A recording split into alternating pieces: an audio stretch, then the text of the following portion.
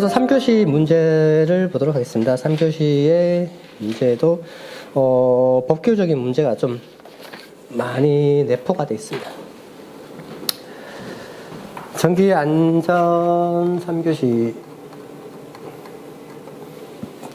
공정 안전 보고서 PSM 중요한 내용이죠. 이 제출 대상 및 내용에 대한 사항입니다. 그래서 공정안전보고서 PSM (Processing Safety Report에서 유해 위험 설비로부터 근로자뿐만 아니라 인근 지역 피해로부터 중대 산업 사고를 예방하기 위해서 실시하고, 이에 대한 대상 내용 규정이 산업안전보호법 시행령 43조 시행규칙 50조에 있는 사항이라는 거죠. 그러다 보니까 아까 말씀드린 것처럼 기본 문제라고 하는 문제들은 어느 정도 해결을 하면은 우리가 한 300문제 정도 정리가 되는데, 이 얘네들 같은 경우는 이제 범위를 국한할 수 있다는 거죠. 범위를 국한할 수 있는데, 이 법규적인 문제를 범위를 국한을 할 수가 없어요. 왜? 여기서 다루는 산업안전보건법, 보건법의 시행령, 시행규칙부터 해가지고 많은 법들이 있는데, 그 법에 대한 법 조항을 다 사법고시 보시는 것도 아니고 이걸 다 암기하실 수는 없는 거죠. 그래서 이 전범위를 하실 수가 없고, 아까 앞에서 말씀드렸던 두 가지, 이 기출 문제에서 출제 빈도가 많은 부분, 그다음에 두 번째로 이 변경된 법규에 대한 부분으로 두 개를 나눠서 공략을 하셔야 됩니다. 그래서 범위를, 얘는 제한을 하는 거죠. 범위에 대한 제한을 통해서 우리가 어쨌든 31문제에서 이 22문제인가요? 아니, 22문제 아닌데 4, 12 이런 문제 22문제 맞네요. 22문제를 우리가 선택을 해야 되는데, 이 선택하는 문제에서 이게 포함이 되지 않는 범위를 선정을 하면은 내가 확률적으로 그 회차를 공략을 할 수 있는 산술적인 계산이 나온다는 거죠. 그에 대해서 좀 접근을 하시면 좋을 것 같습니다. 그래서 제일 베스트한 거는 이런 골치 아픈 거 선택을 안 하시고 22문제를 풀어서 60점을 넘으시는 게 가장 효율적으로 공부하시는 방법입니다.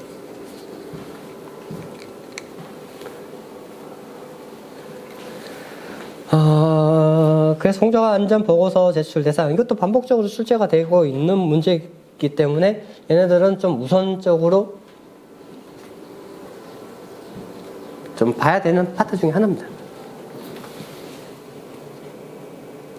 그 다음에 제출 대상, 업종, 원유 제조, 처리업, 기타 석유 제조, 그 다음에 이런 사항들, 질소화학 제조, 그 다음에 비료, 기타 화학, 복합 재료, 그 다음에 화학 살균, 충전, 제조, 그 다음에 화학, 그 다음에 불꽃 제품 제조, 인수. 이것들 이게 앞글자를 따서 아니면 특정 글자를 따서 외우시는가 그런 식으로 하셔야 되기 때문에 반복적으로 보시는 수밖에 없으실 거고요. 그 다음에 유해하거나 위험한 시설로 보지 않는 예외 조항, 원자력, 군사, 구매, 차량 이런 부분들 예외 조항까지 시설 보고서에 대한 내용하고 예외도 좀 쭉 적어 주셔야 되겠고요. 그 다음에 여기서도 똑같습니다. 이게 법규에 대한 사항이니까 법에 주저리 이렇게 다 못하니까 이게 공정안전 자료, 다음 위험성 평가, 그리고 내용이 그 안전 운전 계획, 비상 조치 계획 이런 식으로 해서 그 5가지 항목이죠. 그 밖에 관련된 고지사항까지 해서 5개의 항목인데, 항목들이 보시면 또 이렇게 목차만, 얘가 중목차에 소목차로 이 소목차 부분만 나열이 되어 있습니다. 그런 식으로 해서 고득점이, 이게 1차적으로는 이 항목에 대한 내용들을 적어주시는 게 제일 중요하고, 그 항목들을 적었을 때 추가적으로 이제 설명이 가능한 부분, 물질 안전 보건 자료 MSDS MSDS 아니 MSDS 아닌데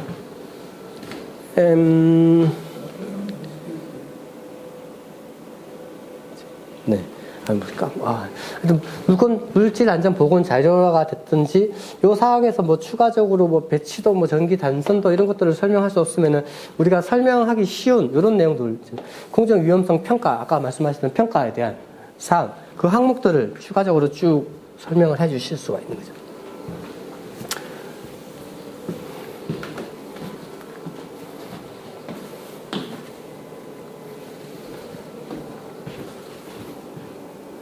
그래서 뭐 정량적, 정성적으로 구분을 하실 수 있고 그에 대한 내용으로 보시면은 방법에 대한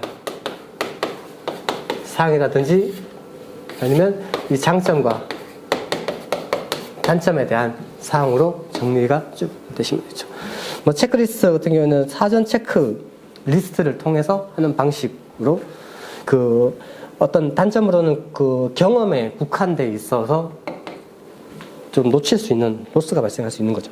그런 내용들. 다음에 상대 위험 순위 결정 같은 경우는 간단하게 할 수 있는데 뭐 객관적인 인덱스 이런 것들이 구축이 안 되는 그런 문제점. 작업자의 실수 분석도 이 작업자의 물리적인 특성이나 이런 것들을 파악에 대한 내용. 다음에 뭐 어떤 변수가 발생에 대한 이런 내용들을 한다든지 뭐 그런 많은 내용들을 할 수 있죠. 뭐 결함수 분석, 사건수 분석, 그래서 어떤 트리 형태 이런 식으로 쭉 올라가는 부분. 다음에 이렇게 사건수, 가로로 이렇게 사건수를 이렇게 쭉 분석하는 방법. 이런 식으로 좀 이게 이거만으로도 뭐 25점짜리로 출제가 되고 한 문제 가지고도 25점짜리로 출제되거나 이 뭐 두 개를 비교하라는 문제도 많이 출제가 됐었던 문제인 거죠. 그런 것들을 추가적으로 이 페이지를 좀 늘려서 좀 작성을 해주시면 좀 좋을 것 같습니다. 뭐 안전운전 계획, 일단 비상조치 계획 이런 식으로 하고 기타 추가적으로 필요하다고 인정되는 사항 이런 것들을 넣어주시면 되겠습니다.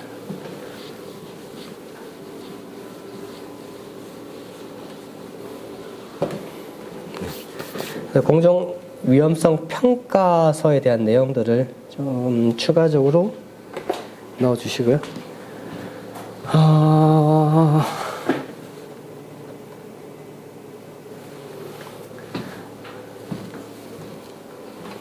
그래서 이번 문제에도 충전 전로에 대한 전기 작업과 충전 전로 인근에서의 차량, 기계 장치 작업 시 사업주가 조치해야 될 사항. 이것도 보면은 이 126회 이것이 2번으로 출제가 됐던 기출 문제인 거죠.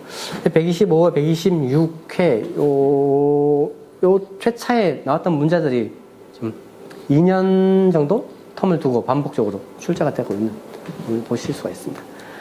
근데 우리가 주로 다루는 기본 문제 보시면은 기본 문제는 어떻게 딱 한두 번 해서 뭐 이해는 좀 하실 수 있지만 이 반복적으로 보시면은 어느 정도 그 개념적인 정리가 되셔서 뭐 정전기 앞에서 했던 정전기라든지 고조파라든지 이런 부분들은 좀 어느 정도 공략이 가능한 부분이에요. 근데 이런 유형의 문제 같은 경우는 좀 반복적으로 암기를 하시면서 반복해서 암기를 통해서 이 시험에 나왔을 때 그 회차 시험에 나왔을 때 얘네들을 틀리지 않고 암기한 내용을 적으셔야지. 그러면은 얘네들 같은 경우는 아까 얘기한 것처럼 이 암기와 이해를 바탕으로 해서 좀 지속적으로 유지를 할 수 있고 한 번씩만 해도 유지가 되는 부분이에요. 근데 이런 문제 같은 경우는 이해가 크게 필요하지 않는 반복적인 암기 부분이에요. 그러면은 내가 언제 합격할지 2년에서 3년 플러스 마이너스 1년으로 보면은 이 기간 동안 이 문제를 오늘 접했으면은 이제 다음 시험에 나올 때 내가 가져가야 되면 이걸 그때 합격할 때까지 암기를 계속 가져야 된다는 얘기입니다. 그러면 되게 어려울 수가 있다는 거예요. 그래서 공략적으로, 전략적으로 비중을 나누는 겁니다. 비중을, 얘에 대한, 기본 문제에 대한 비중하고, 얘 법규, 암기, 요에 대한 비중, 출제 빈도가 높으니까 안 할 수는 없는데, 그 비중을 얼마나 가져갈지가 이제 내가 캐파할 수 있는 범위를 넓혀가면서 비중을 조절을 한다는 거죠. 그렇게 하시면은 좀 덜 괴롭게 이 시험이 끝날 수가 있습니다.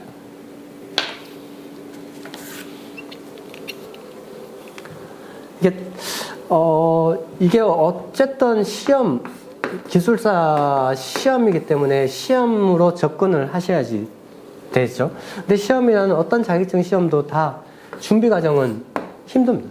괴롭고 힘들고 지루하고 외적인 영향 요소에 상당히 영향을 받을 수가 있거든요. 그렇기 때문에 어떤 수단과 방법을 동원해서 얘를 줄일 수 있는 방법을 선택을 하고, 어쨌든 뭐 시험을 70점 맞았다고 해서 박수 와 너무 잘한다 이렇게 해야지. 60점만 딱 맞으면 되는, 그걸로 합리적인 공부 방법을 선택을 하고, 나한테 가장 맞는, 내가 암기가 자신 있으면 암기 위주로 해서 이해가 플러스가 되는 파트로, 내가 이해를 잘하는 그 스타일이면은 이해를 바탕으로 해서 암기가 이해를 플러스하는 상호 협조적인 그런 단계로 해야지만 좀 전략적으로 공략을 하실 수가 있겠습니다. 네. 이 문제도 저는 안 합니다. 이런 문제까지 가져가면 너무 힘들어서 저는 안 했어요. 제가 120회 합격할 때는 안 나왔던 문제라서 다행히 안 하고 넘어갔는데, 그렇게 해야지 제일 베스트한 상황이 된다. 충전 전로의 전기 작업과 충전 전로 인근에 대한 차량 기계 활성 상태에서 이격하고 뭐 이런 것들을 해야 되고, 산업안전보건 기준에 대한 규칙 321, 322조에 있는 사항입니다. 그래서 제가 답안 풀이를 뭐 매 회차 하고 있는데, 항상 제가 한데 보면은 이런 몇 회 때 출제됐던 기출 문제 분석과 이 자료가 어떤 기준으로 출제가 되는지 사항은 항상 다 제 문제 풀이 안 된 다 넣어놨어요. 그러면은 내가 다음에 보더라도 이 문제가 언제쯤 다시 나오고 언제쯤 공략을 한지에 대한 사항이 나오고, 이 자료가 찾아보면은 여기에 법규가 몇 년에 개정이 된지가 나옵니다. 근데 이번 회차 때 나왔던 문제들이 전부 다 올해 개정된 문제가 하나도 없어요. 제일 한 게 22년 4월인가? 그때 개정된 상. 그러면 그 이후에 두 번에 대한, 한 번에 대한 시험이 있었는데 그때 출제 안 되고 이번에 출제가 됐다. 그런 특이한 점이 좀 있더라고요. 이번만 해당되는 좀 특이한 사항입니다. 그래서 제가 풀이한 데는 항상 두 가지를 꼭 넣어드립니다. 자료를 보시더라도 뭐 참고도 찾아보실 수 있기 때문에 이거를 다 넣어드리니까, 이거는 답안에 쓰실 필요는 없고 이런 내용들은 답안에 쓰시면 좋죠. 네, 관련된 내용들은 적어주시면 좋습니다.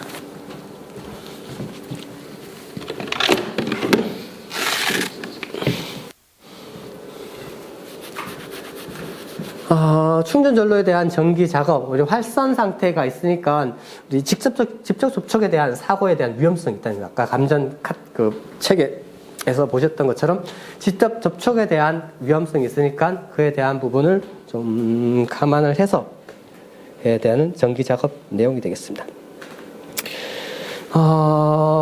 그래서 보시면 직접 접촉에 대한 내용하고 간접 접촉에 대한 내용인데, 아까 앞에서 했던 그 감전보에 대한 카탈로그 KCIC 60364에서 얘기하던 그게하고는 다릅니다. 거기에서는 직접 접촉이 평상시에 직접 접촉에 대한 사고고, 간접 접촉은 사고 시 노출 도전성도의 전위가 상승했을 때, 만졌을 때 간접 접촉에 대한 사고인데, 여기는 직접 접촉은 직접 만지는 거고, 간접 접촉 같은 경우는 도구를 통해서 만지는 거를 얘기를 하는 거죠. 거기 정의하고 달라요, 지금. 그런 것들은 개념적으로 상이한 부분을 좀 캐치를 하시면은 좋겠고요. 뭐 중요한 사항은 아닙니다.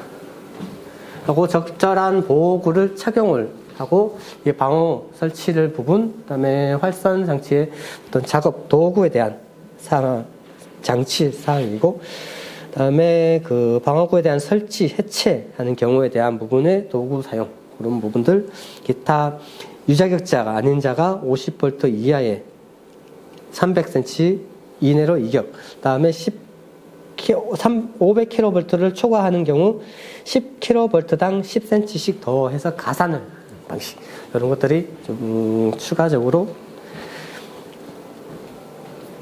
된 사항이라고 보시면 되겠습니다. 그리고 충전 전로에 대한 전기 작업에 대한 이격거리, 그때 우리 또 산업안전 지도사 면접을 할 때 자주 보셨던, 그래서 어떤 전압, 충전 선로에 대한 선간 전압에 대해서 접촉에 대한 그 한계 거리. 근데 솔직히 보시면은 이거를 제가 반복적으로 나오긴 하지만 가장 좋지 않은 공부 방법 중에 하나가 이거라고 말씀을 드렸습니다. 어떤 표로 돼 있는데 이 표가 숫자에 대한 나열로 쭉 돼 있으면은 이 숫자를 3년 동안 암기하고 계셔야 됩니다. 현업에 계신 분들은 당연히 암기하신 분도 암기하셨잖아요. 한 분도 계시지만 이거를 3년 동안 이 숫자를 이거는 제가 봤을 때 제일 힘들게, 제일 나쁘게 공부하는 방식. 이거 일주일만 안 보잖아요. 이 숫자 헷갈립니다. 사람 머리로 암기할 수 있는 그게 아니에요. 이것만 딱 있어서 이것만 하면 되냐? 그렇지 않잖아요. 이런 표가 수도 없이 많다니. 그렇기 때문에 이런 식으로 공부하시는 방법은 좋지는. 정말 한 분 계셨는데 숫자에 대해서 진짜 정밀하게 암기를 칼같이 하시는 분이 계셨어요. 그분은 그렇게 하시면 됩니다. 그런 스타일이 계신 분들은 하시면 되는데 이런 표들이 엄청나게 많습니다. 그래서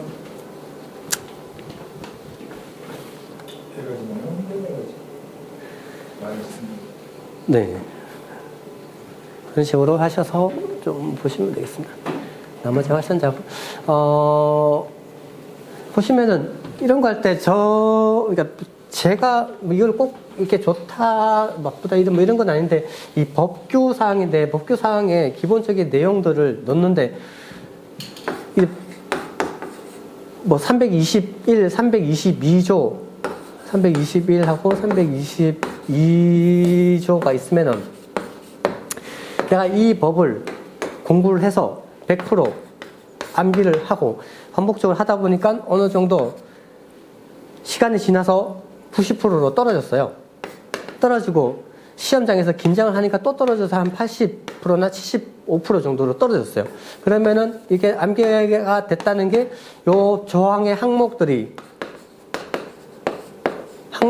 누락이 되거나 숫자가 왜곡이 되는 거죠.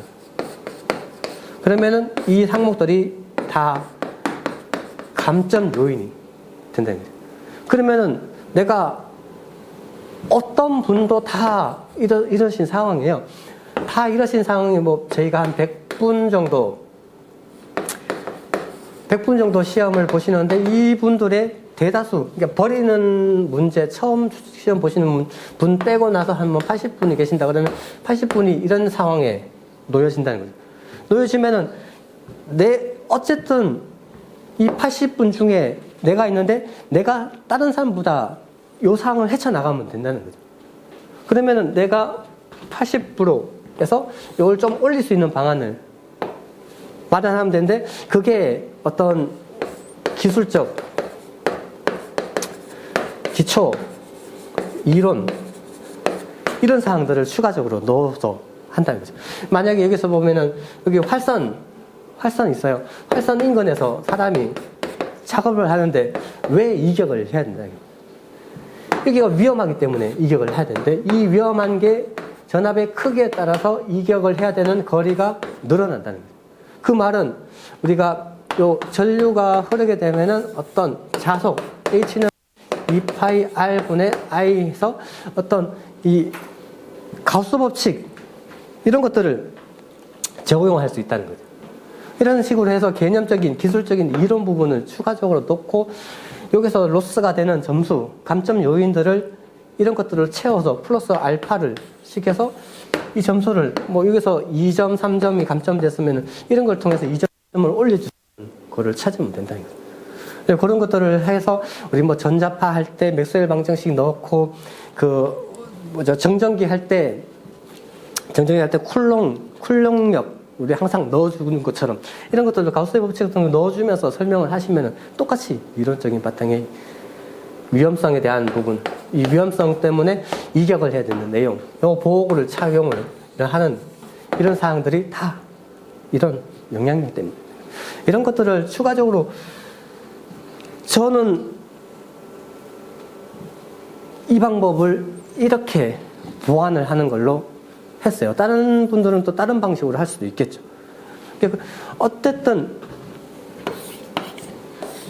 이분들이 다 이런 상황을 겪어서 한 문제가 됐든 10문제가 됐든 이런 상황들은 다 겪습니다. 겪는데 겪은 데서 끝나시는 게 아니라 보완에 대한 대책 부분이 나와주시면은 대응이 가능하시다는 거죠.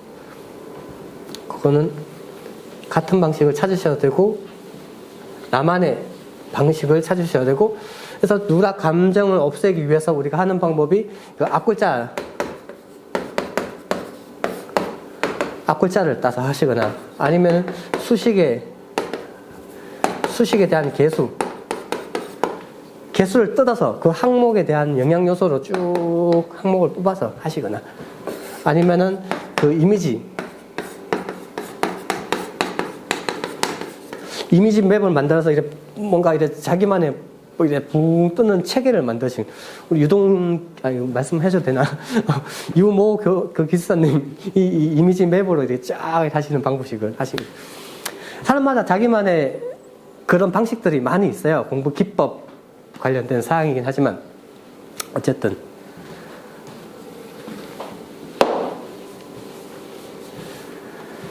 그렇습니다.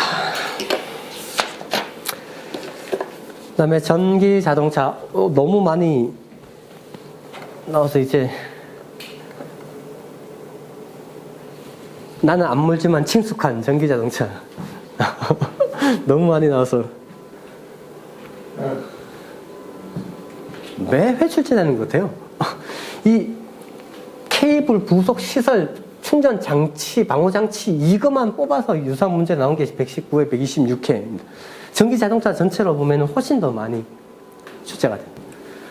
이것도 뭐 법규가 바뀌어서 나오는 문제는 아니지는 않다고는 못하는 그게 되게 웃긴 게요. 이거에 대한 전체적인 내용들은 하나도 안 바뀌었는데 바뀐 부분이 딱 이겁니다.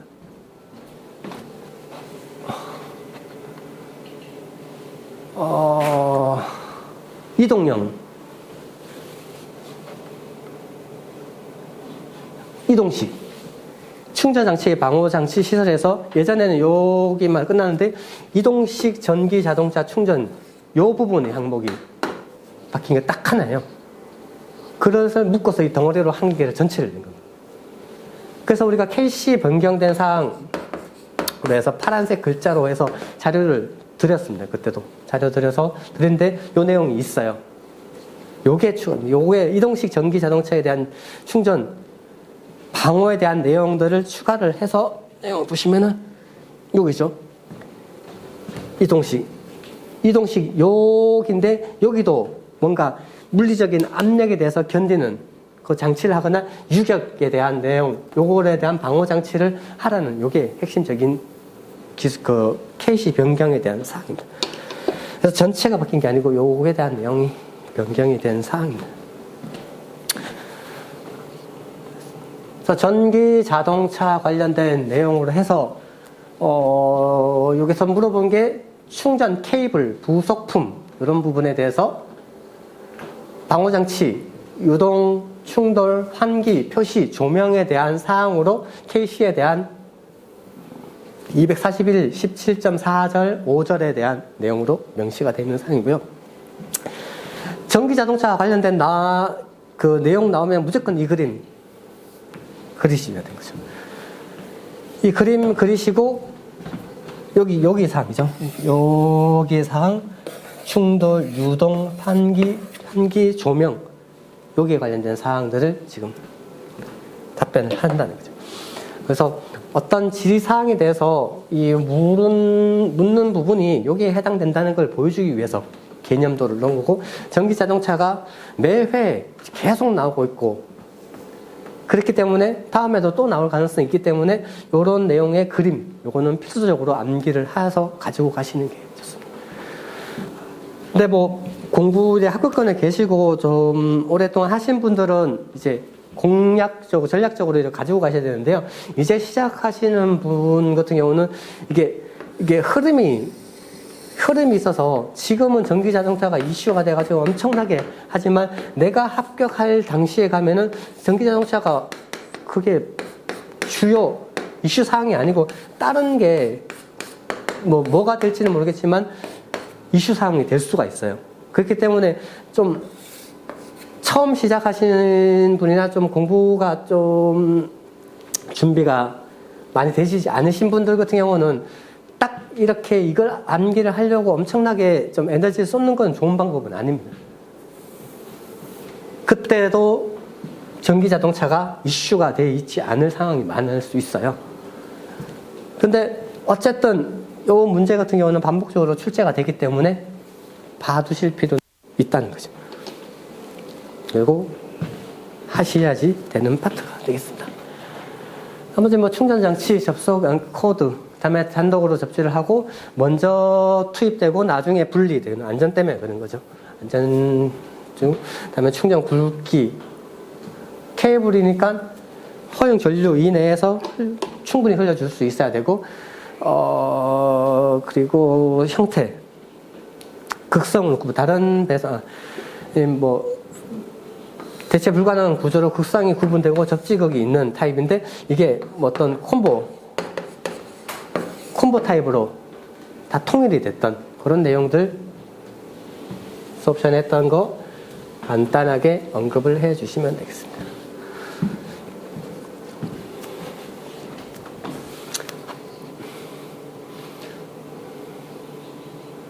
방호장치 아까 앞에서 말씀드렸던 요 변경, 이동식 전기자동차에 대한 내용들, 요거 추가된 내용, 요 명칭 하나 딱 들어갔어요. 이동식 전기자동차의 충전. 원래 없었는데, 이 또는 하면서 여기가 딱 추가돼요. 간단하게 언급해 주시고, 다음에 환기, 설비, 표시장치, 다음에 조명, 설비. 보시면 아까도 숫자로 된 내용이죠. 이 숫자를 또 2년 동안, 3년 동안 암기를 못 하시죠.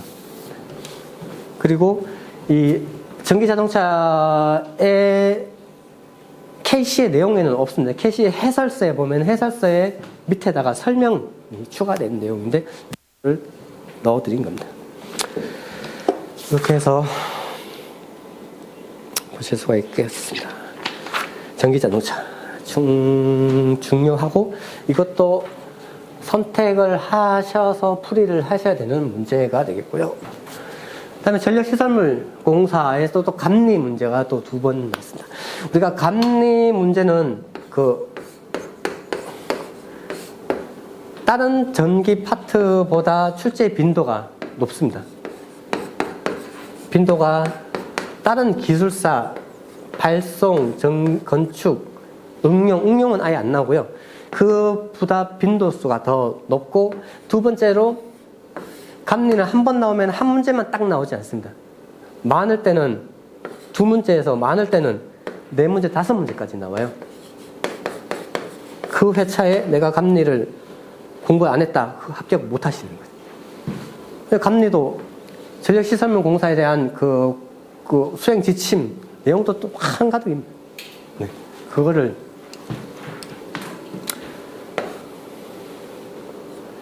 그래서 기본적인 감리는 좀 하셔야지 됩니다. 예전에 그 감리하셨던 함성 선생님께서 자료 정리해서 방대한 양으로 다 주셔서 그 배포 다 해주셨는데 그 공유한 내용에 싹 다 있습니다. 감리 내용 그분이 주신 거에 싹 다 있으시죠.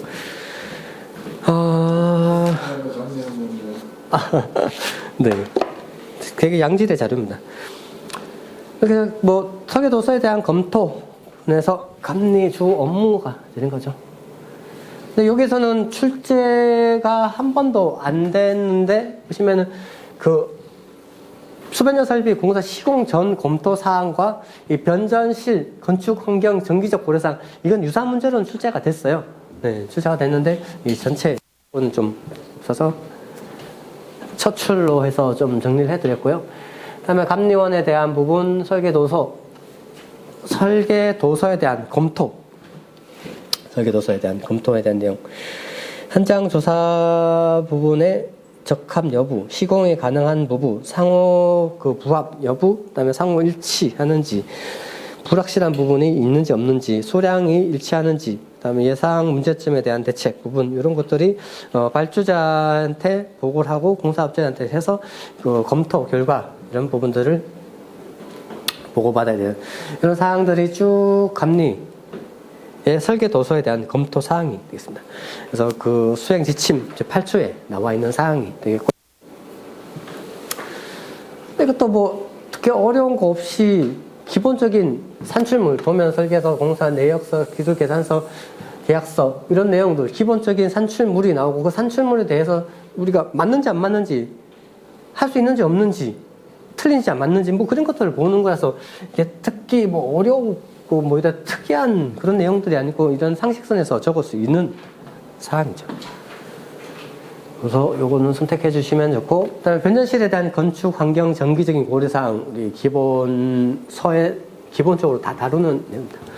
건축은 차 타공정하고 협조가 되는지 없는지 여부, 환경적인 부분은 영향을 주는지 받는지 요소가 얼마만큼 악영향을 미치는지 이런 부분에 대한 사항이고요.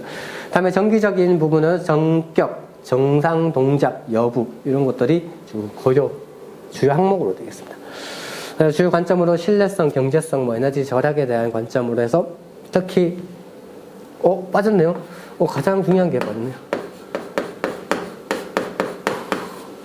이거 적어드리려고 일부러 뺐습니다.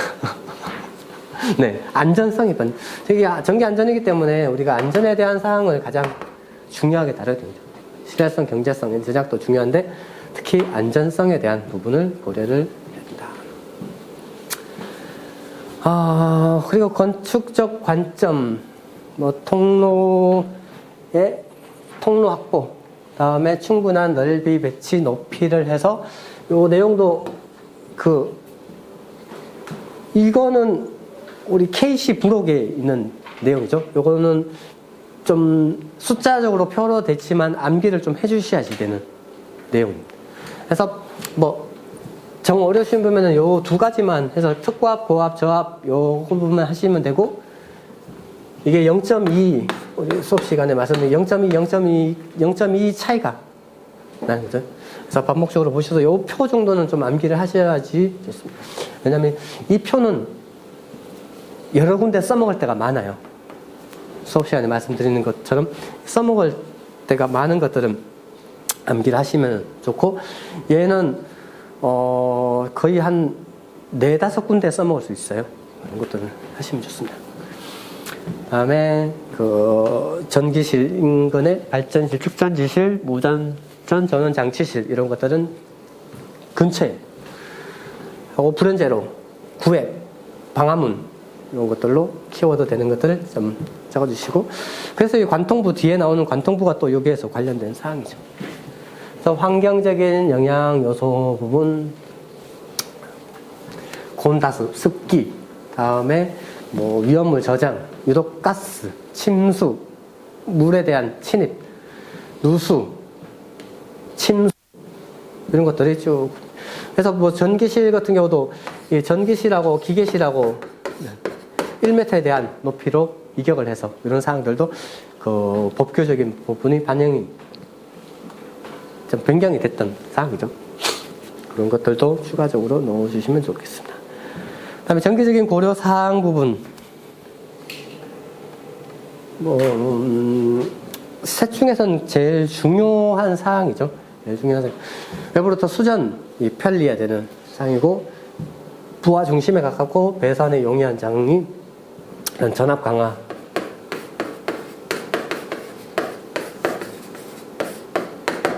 전압 강화에 대한. 전압 강화는 항상 세 가지. 그렇죠?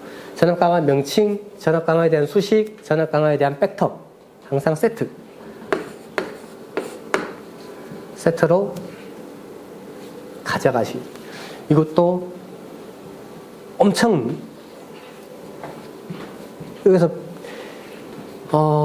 전기 공급원이 있고 전기 공급원에다가 이 부하 설비가 인근에 설치를 해야지 이 거리에 따른 전압 강화를 줄일 수 있는 거죠. 그래서 이런 내용들이 다 전압 강화하고 응용해서 수식적으로 넣어줄 수 있는 부분이라서 뭐 저희 수업 시간에 맨날 반복적으로 하는 게 이런 상황. 그래서 명칭, 그 다음에 수식, 팩터. 팩터에서 중요한 세 가지 비밀로 하겠습니다. 몇 번을 말씀드렸잖아요. 한 10번을 말씀드린 것 같은데. 네. 그렇습니다. 그런 식으로 쭉 작성을 하시면 되겠고요. 보시면은, 어떤, 중목차에 소목차로 나오는데 소목차에 대한 항목을, 나열식보다는 좀 추가적인 설명을 넣어야 되는데 지금 공간적인 문제 때문에 위에 있는 표도 그렇고 수식도 그렇고 개념적인 부분을 좀 더 넣어주신 사항이라고 보시면 되겠습니다. 이것도 선택을 좀 하셔서 풀었어야지 되고요. 그 다음에 한국전기설비 규정 KC에서 정하는 저압 배선에 대한 과전류 보호 협조 방법. 과전류 보호가 이게 저압 배선은 여기 고압, 특고압이 아니라 저압으로 변성을 시킨 다음에 저압에서 배전을 시켜서 배선을 통해서 부하 기기에다가 전력을 공급을 하는 저압 배선 부분.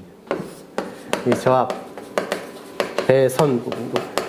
이 저압 배선에서 발생되는 과전류가 있고 여기서 발생되는 과전류가 있는 거고요.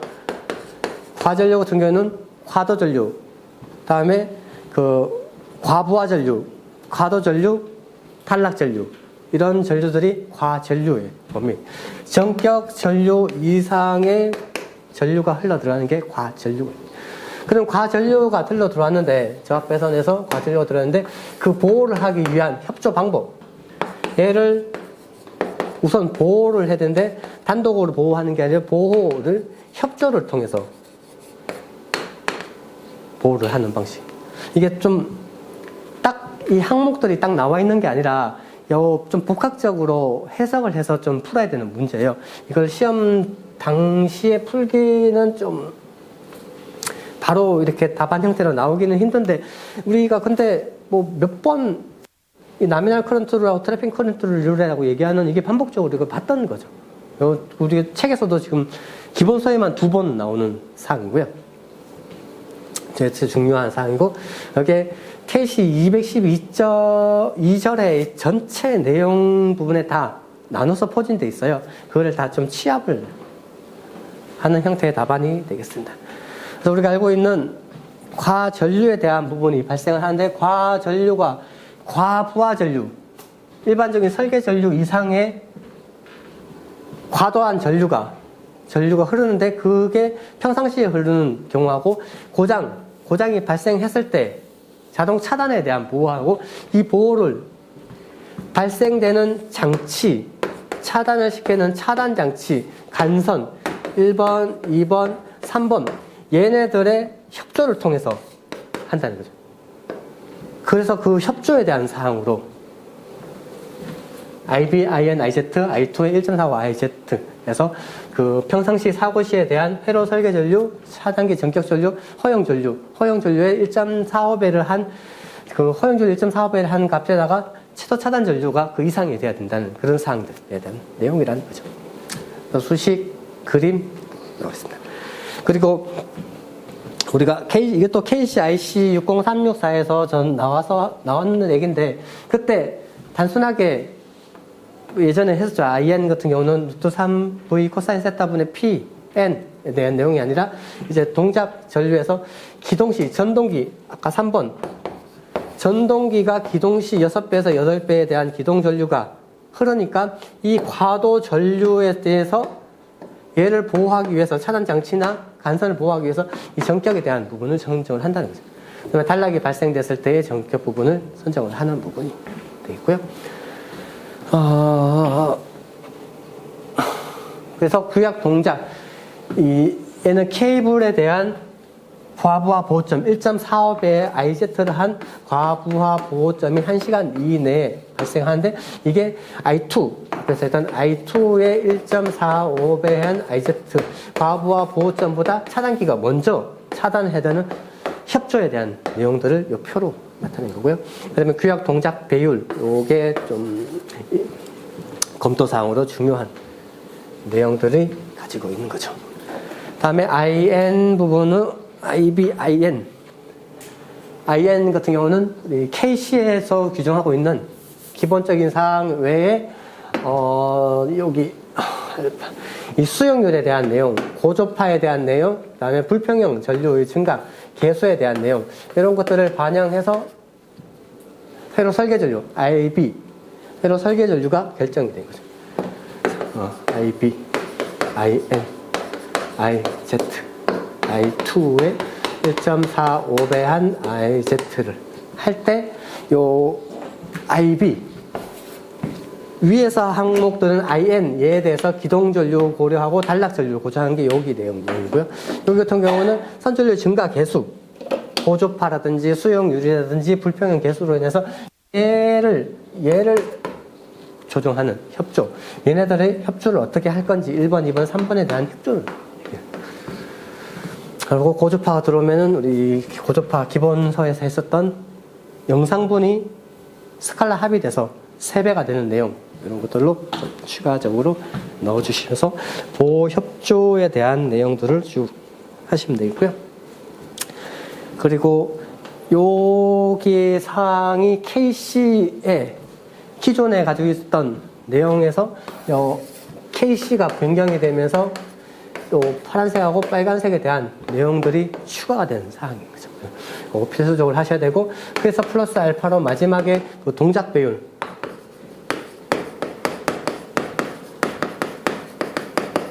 동작 배율, 고장 전류 나누기 전격 전류에서 얘가 정상적으로 그 차단 시간 이내에 동작을 하는지 안 하는지 여부, 이것도 2번, 3번 정도 설명을 드렸는데, 그런 내용들을 조금 보완을 해서 적어주시면 더 좋은 답안이 되겠습니다.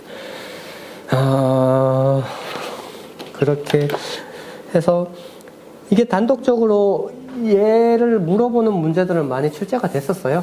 기존적으로 출제가 돼 왔었고, 기본 문제 축에 들어가는 거고요. 그 기본 문제에 KC가 반영이 되면서 변경된 사항들을 추가적으로 정리해요. 그래서 이 내용들을 자료로 드리고, 안전공사 자료도 같이 변경된 거 드리면서 설명을 몇 번 드렸던 사항인 거죠. 그렇게 보시면 되겠습니다.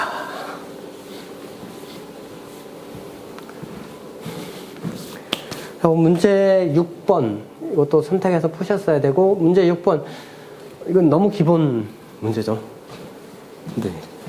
이거는 필수적으로 선택을 하셨어야 되고, 감전 보호용 등전이 본딩에 대해서 설명하시오. 이 등전이 본딩은 전위를 갖게 하기 위해서 하나 이상의 대상물을 정기적으로 연결하는 거죠. 그래서 정의 부분. 다음에 종류, 감전보호, 필해, 정보, 통신용에서 3가지로 하는데, 여기서는 감전보호용으로 보호 등전이 본딩, 보조보호, 비접지 부적 등전이 본딩에 대한 이 비접지 부적 등전이 본딩도 몇 번 출제가 됐던 문제입니다. 그리고 우리가 기본서에서 나오는 접지극, 접지 단자, 접지극, 다음에 머신 있으면은 P 보호 도체, 다음에 여기도 P 도체가 있고, P 파이프, 컨스트럭처, 건물하고 얘하고 연결되는 부분, 얘하고 연결되는 부분, 이런 식으로 해서 이 보호, 이 보호 등전의 본딩, 여기 보호 등전의 본딩, 이 기본 그림, 이것도 개념적으로 무조건 넣어주셔야 된다는 거죠. 이 그림을 하시면 안 되죠. 너무 시간이 많이, 시험 수업 시간에 이거 다 못 그리신 거죠. 이 간단한 거 그리시되, 요 욕실 부분을 추가하는 내용, 수업 시간에 간단하게 그림 그려드렸던 거, 그걸로 정리해서 넣으시면 됩니다. 그렇게 해서 접지선, 접지단자, 보호도체, 등전이 본딩 어떤 게 나오더라도 이 그림으로 해서 개념적으로 개념도를 넣어주십니다. 또 여기는 카테고리로 해서 지금 등전이 본딩에 대해서 묻는데 그 등전이 본딩에 KC에서 얘기를 하고 있는 게 감전보호하고 피해가 있고 여기서는 얘를 얘기를 하는 게 아니고 감전보호용으로 얘기를 하고 감전보호용은 요 세 가지고 이 세 가지가 여기에 하나 여기에 하나 그다음에 비접지 국부전 같은 경우는 전번에 수업 시간에 말씀드린 건 여기에서 지금 표현이 안 된다고. 그래서 비접지 여기는 접지가 돼 있기 때문에 비접지 국부적 등전이 본딩은 여기서 표기가 안 됩니다. 그것도 전번 주에 얘기했던 사항 같은데 그렇습니다. 네, 그런 식으로 해서 등전이 본등에 대한 연결, 단자에 대한 뭐 접속, 얘가 쓸 수 있는지 없는지의 여부, 어디 수도관, 가스관 뭐 이런데 철골, 금속조, 폭발 위험이 있는데 이런 것들은 쓰지 말라고 하는 거고, 그리고 주 본딩에 대한 부분을 인입구 인근에서 바로 연결해서 사용을 하라는 내용이고, 그다음에 그 정기적인 연속성이 없는 최초 밸브 후단, 정기적인 연속성이 없는 그 플랜지 고무 때문에 말씀. 이런 부분에 대해서 본딩을 해야 된다. 이런 것들이 쭉 설명을 드렸던 내용입니다. 나머지 보조보호 등전의 본딩. 앞에서 얘기했던 전원의 자동 차단에 대한 감전보호에 대한 요구가 안 됐을 때 하는 경우에 설치를 하는 내용입니다. 그래서 전압값을 이하로 한다는 이런 내용들 쭉 적어주시면 되겠습니다. 다음 비접지 국부적 등전의 본딩은 이 절연된 바닥에 국부적으로 전체를 하는 게 아니라 국부적으로 2.5m 우리가 암스리치 정의 나오고 암스리치에 대한 내용 좀 적어주시면 더 좋죠. 설비들에 연결시키는 부분, 여기에 연결시키는 부분, 절연된 바닥, 접지가 되지 않는 이런 부분에 대한 정의 부분이 좀 들어가 주셔야지 되겠죠. 이렇게 하고 등전의 본딩 도체에 대한 굵기, 채소 굵기, 그다음에 개념적인 굵기, 그다음에 채소 재료에 대한 채소 굵기, 그다음에 보조보호 등전의 본딩에 대한 부분, 그때도 아까 그 여기 그림 그리시면서 그 개념도에 대한 내용 안에 이 굵기에 대한 내용을 간략하게 좀 적어주시라고 말씀을 드렸었습니다. 네. 그렇게 하지만 이렇게 나오더라도 추가적으로 우리가 본딩 관련된 내용을 할 때도 넣었을 수가 있고 그 굵기를 따로 물었을 때도 답안을 작성하실 수가 있다는 거예요. 그래서 그렇게 개념도에서 구성도, 구성품에 대한 기능에 대해서 추가적인 부분이 전격이 들어가야 되는데 전격보다는 여기서는 굵기가 들어가야 된다고 말씀을 드렸던 이유인 거죠.